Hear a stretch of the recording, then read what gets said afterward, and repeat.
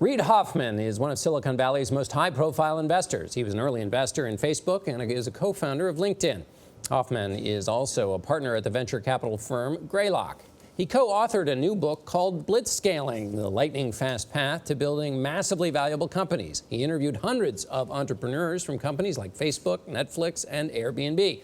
Hoffman says blitzscaling is prioritizing speed over efficiency when developing a company. He joins us first on CBS This Morning. Yay. Welcome. Welcome. Great to be here. If you're building a car, you don't want speed over efficiency because the wheels will roll off. So why is speed important for what you're talking about? Well, there actually are cars that prioritize speed over efficiency. Oh, no. Gas mileage, everything else, not the wheels falling off.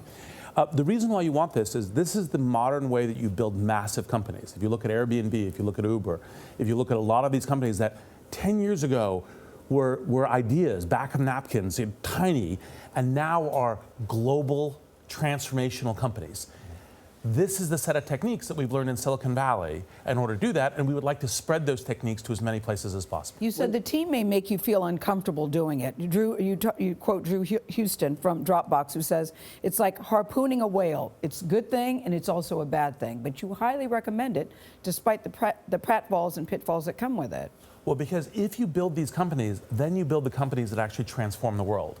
And we're now in this place where what we call Glengarry Glen Ross markets, which is first price Cadillac, second price steak knives, third prize you're fired. Yes. And so it really matters to establish these companies on a global footprint as fast as possible. And those are the techniques that make it possible. First mover's advantage. So let me ask you this, though. Some companies that I've talked to, small startups that have a great idea, they're worried if they get too much, too big, too fast, they'll just spread out and they'll lose it. They'll just be a mess because they can't keep track of getting bigger. Well, sometimes the biggest risk is not taking risks. Sure. And so you have to take those risks to scale. It's scary, it's uncertain. You actually, in fact, can blow up and you can make mistakes. But only by playing that speed to scale is the only way that you can win. Yeah. One of the concepts of blitzscaling is embracing chaos. When you look at companies that have evolved from being one thing to another, like Twitter, like Facebook, how does chaos help them? It's easy to look in hindsight and say, well, they should have changed strategies, but how do you know when that inflection point happens?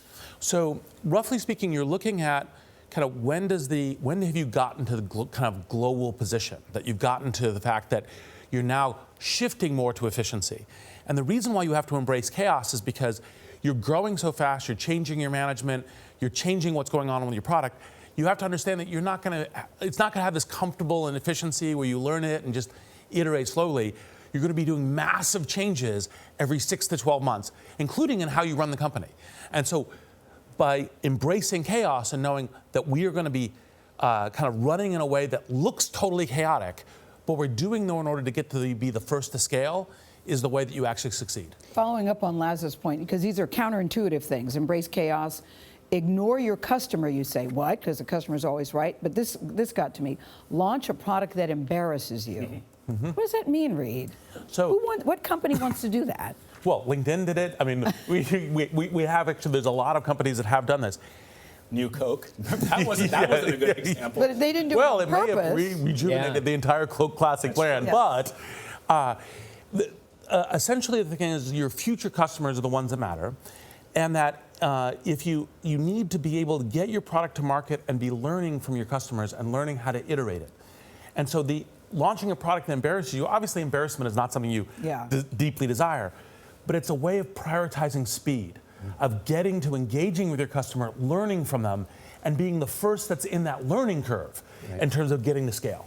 So again, it's basically taking down the usual barriers to risk-taking, right? So people are worried about failing. They're worried they're going to upset their customers. They're worried that people are going to be unhappy in the workplace. Your argument is forget about all that. You want to keep taking risks because risks make you bigger faster. Yes. And you and Elon were together on PayPal. Should we be worried about Elon? I was worried. Well, look, Elon's a national treasure, right? Yes. Tesla, SpaceX, et cetera. It's really important. I wouldn't bet against him, no. And obviously, it's a pretty stressful circumstance right now, but we should all be rooting for him. Yes. Here. Blitzscaling is the name of the book. You and your co-author, Chris, who's in the green room. We should get a shot of Chris, who's here today, too. This book is for anyone who wants to understand techniques that allow business to grow from zero to a multi-billion-dollar market leader. Who doesn't want that, Reid and Chris? There you go. Blitzscaling is on sale tomorrow, wherever you like to buy your books.